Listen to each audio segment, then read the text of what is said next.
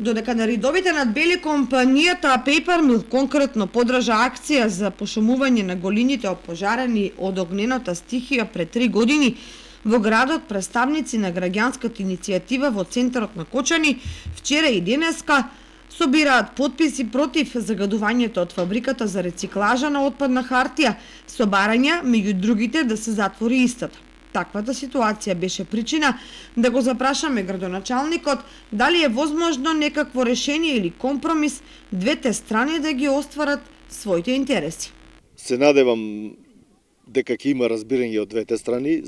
За таа цел на 30 организираме на барање на Советот на општина Кочани, организираме јавна трибина и јас лично повеќе пати го изјавам тоа, спремен сум да организирам еден заеднички состанок помеѓу двете страни, компанијата Paper Mill и невладините организации и сите засегнати граѓани околу решавањето на овој проблем, и сметам дека тоа е единствениот пат и начин за надминување на моменталната состојба. Зошто наместо проблемот да се решава со аргументирани договарање, активностите на едните и другите се поставени на диаметрално спротивни страни, кои досега барем не се продуктивни? Одговор побаравме и од директорот на Paper Mill Игор Тасевски. Се разбира, ние цело време очекуваме некој да дојде, само што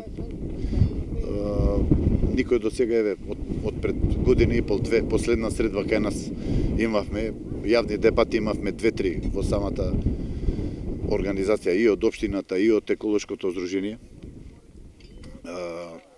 Би сакал да продолжи тој однос, диалог, еден на средби.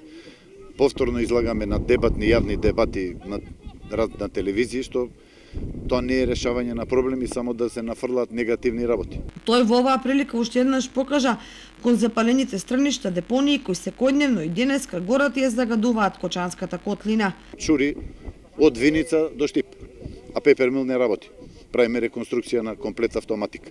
Ако заеднички интерес на условно двете страни е фабриката да работи, а Кочани да има чист воздух, што веројатно не е спорно, тогаш првиот голем исчекор е направен. До другите, кои целат кон истата цел, може да се дојде со конкретни мерки и активности, кои се потпираат на реални состојби и основи.